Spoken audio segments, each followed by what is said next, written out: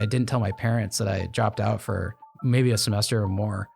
My dad just told me a story recently from back around that time. I had told him in church, I don't know how it came up, but he told me that he goes, you whispered to me that you're in the top 2% in the world in the NBA Fantasy League on ESPN. And then my dad asked me what my grades were this semester in my and I said, shoot, I you know what? I never looked. I'm going to have to check. And my dad said he's sitting there in church thinking, you're top 2% in the world in fantasy basketball and you didn't even think to check your grades before Christmas? From Grindstone, this is Nebraska Made, a narrative journey through the lives of Nebraska's most inspiring business leaders. We unpack the intimate details of how our guests navigated obstacles and built their companies in pursuit of the good life. I'm JT Martin, and today we hear from the co-founder and CTO of Nebraska's tech startup darling, OpsCompass.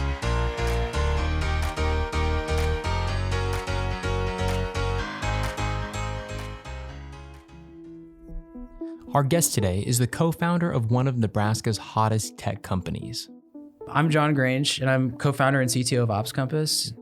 Get to know the name OpsCompass because they have a lot of capital and a lot of momentum. See, OpsCompass essentially helps companies shift operations to the public cloud.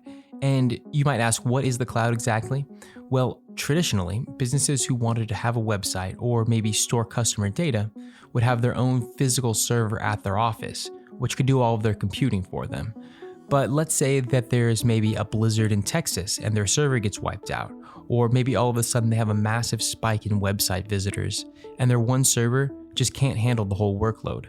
Well, with the cloud, your data is stored across hundreds of remote servers in different locations, and they're all connected through the internet, meaning that if one server isn't enough, the cloud can automatically loop in more servers within that network to handle it.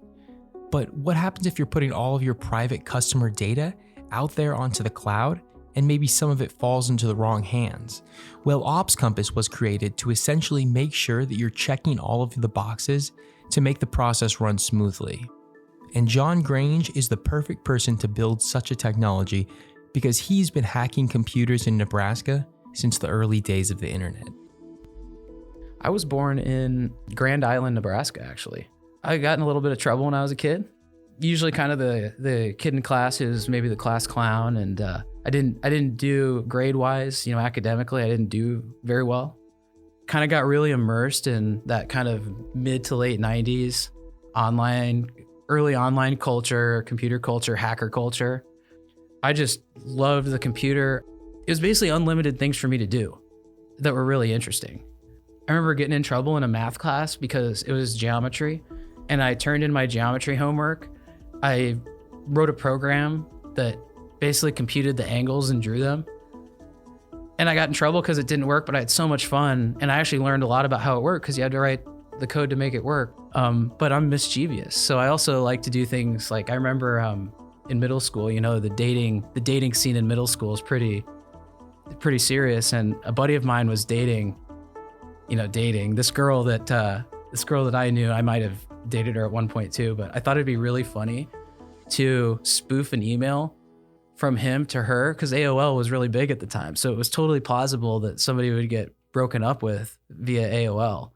And I understood like mail relay servers and stuff. And the next day at school, it's like everybody's in a uproar about this couple broke up. And the whole thing was me. And the guy never admitted it. He basically just let it go. Oh no. And just sort of acted as if he sent the email. I think he was confused, but the funny thing was I thought it'd be really fun. So wow. So then in college, you obviously wanted to study computer science, I would think. Well, my parents and my family definitely did because that was my skill. And it didn't appear that I had too many other skills, but as someone who likes to tread their own path, that basically meant that there was no chance I was going to go to college for computer science, to be honest with you. So I actually went to college for commercial real estate finance. Different? Yeah. When I got to college, man, I had like 3 computers in my dorm room, and I loved that nobody knew me. And I just like tried all sorts of stuff. My partner, who ended up being my partner in our first company, we did a bunch of stuff together too, that just kind of throwing stuff off the wall. And like, we had this great idea, actually. We were just too young and in the wrong city probably. But we went to real estate developers in Omaha who were developing out the West Dodge corridor. And we went to them and we said, if you give us a server closet and an internet connection, we're going to do this thing called virtualization. And we're going to give you the ability to offer any of these tenants the ability to plug into these servers, which means they'll only have to buy computers once. They won't have to refresh because all the computing's happening in the closet.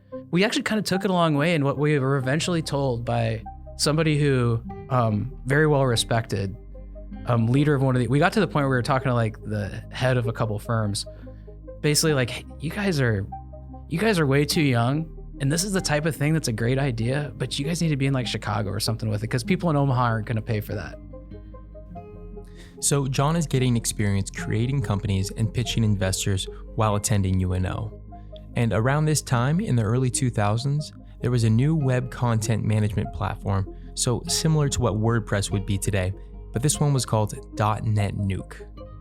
Well, John and his friends see an opportunity to build a data center and provide hosting for .NET Nuke websites, which means essentially that they would provide the servers and the internet access for their clients.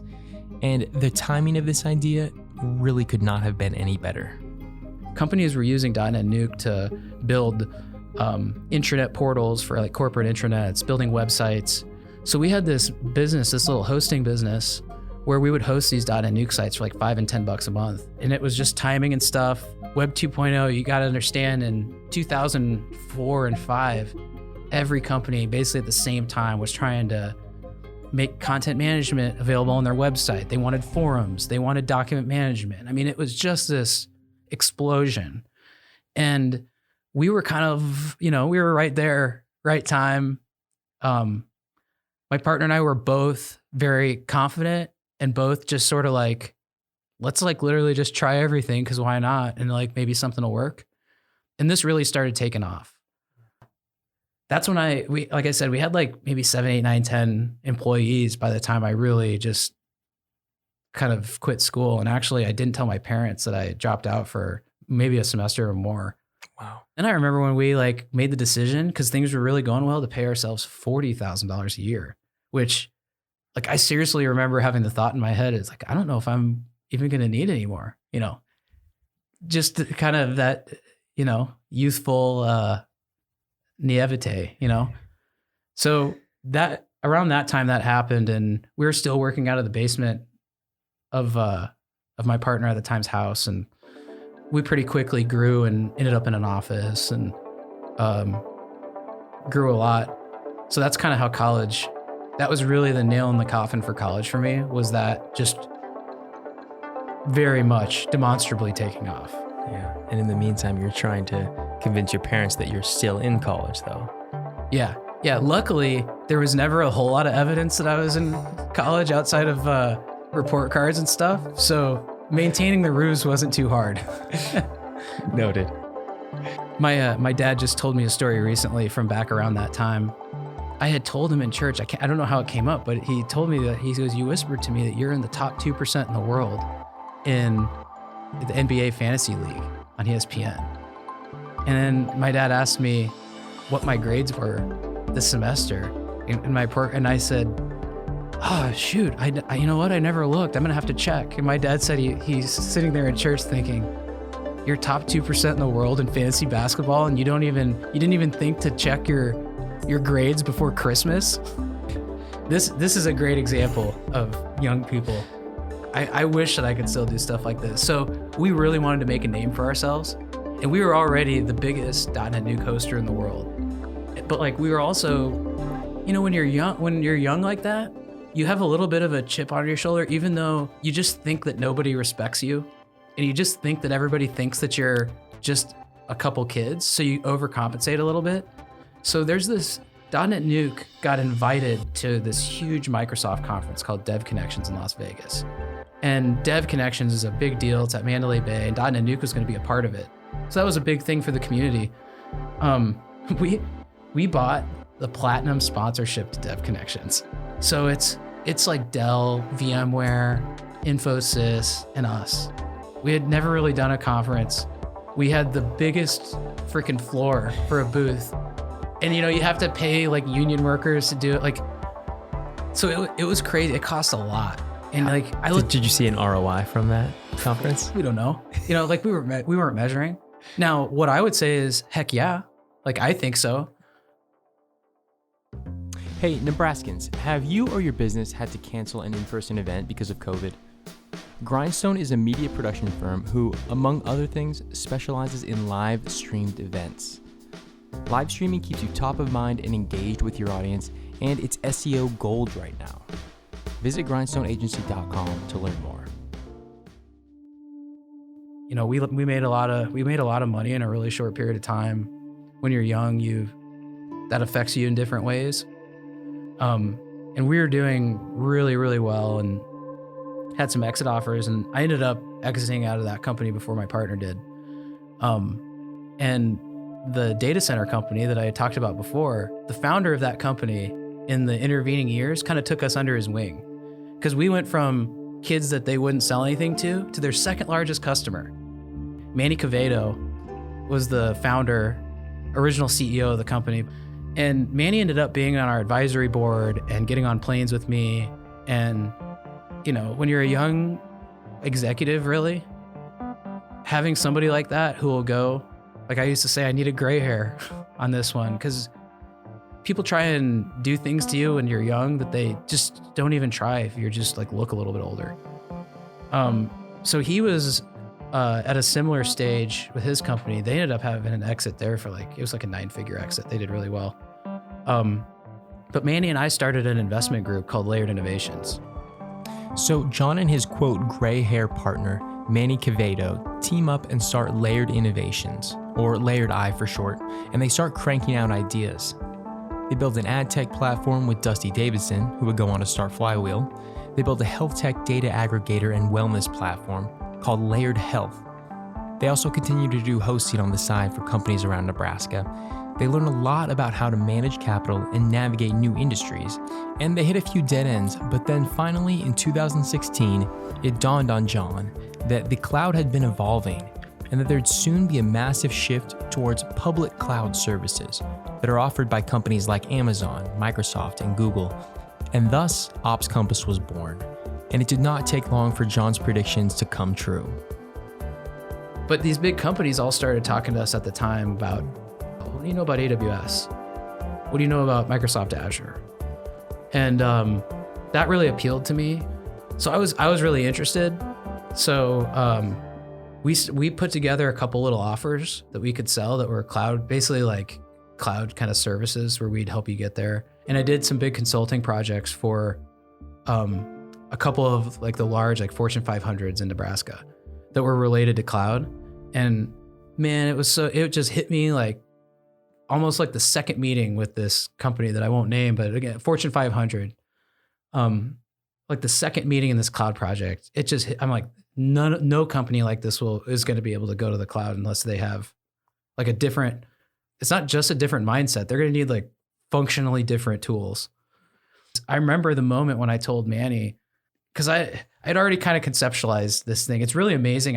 Still have the little product plan that I put together for OpsCompass, and it wasn't called OpsCompass then. We called it Project Blue Compass because it was like a side project for us. And I said, Manny, just off of our reputations, like what we've done, it's like we could go raise money for this. We can talk about compliance and infrastructure, and they can like look at our backgrounds, and like we're gonna get credit for like just who we are. And people are probably looking at you now at this point as you've already had big exits in the past. You're probably starting to get some hype. Yeah, we definitely were. This was like a big opportunity, and we were early, not just on time, but we were early, which is great. So Manny and I started kind of hitting the road fundraising. So we ended up shopping around a seed round that got oversubscribed. Like we were saying no by the end of it. We had like the most people at the time. It was the most people that had come to a Nebraska Angels pitch thing. I mean, we had to tell people, that the round was closed. Like it was an amazing response to our fundraise. And so like in I think it was 18, that fourth quarter, we bought a company and closed on our seed round. It was really cool to like put that M&A deal together and playing fast and getting the funding round and going. And then COVID hit like 3 weeks later. It was really exciting. So yeah, we raised like $7 million like 3 weeks before COVID hit. What was it specifically about Nebraska, you think, that really helped OpsCompass get its footing and grow?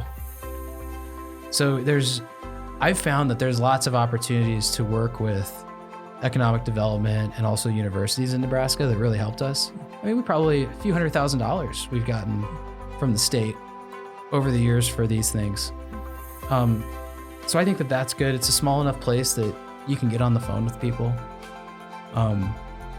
People that have money and that are fairly important, and they're not totally unreachable. Mm-hmm. I had lots of opportunities to go out to like Silicon Valley, and I probably would have made a lot more money, honestly, but I really like it here. I also like to do what I want to do, and I'm almost offended at the idea that I have to move just to do things that to me in my head, it doesn't make any sense. I shouldn't have to live in any place specific. So I'm just stubborn, and I'm going to probably, no matter what, continue to live here. John says that he's excited about 2021 because this is the first year that they haven't been working on an acquisition or closing a new round of funding, so his team is 100% focused on new growth. They've raised about $10 million in funding to date, and they're on track to make some real noise in the years to come. I'm JT Martin, and this has been a Grindstone production. Grindstone is one of the premier production and marketing firms here in Lincoln, offering everything you need to grow your business, from video and podcast production to social media management and media buying. You can learn more by visiting grindstoneagency.com. My joke was always with the OpsCompass fundraise was, shoot, let's just in the business plan, we'll buy a building. That'll get funded in Nebraska in no time. Real estate. Yeah, they love it. You have the startup idea, but we're going to buy this building and the startup will be the first tenant. They love it. Nebraska investors love real estate. I like real estate too.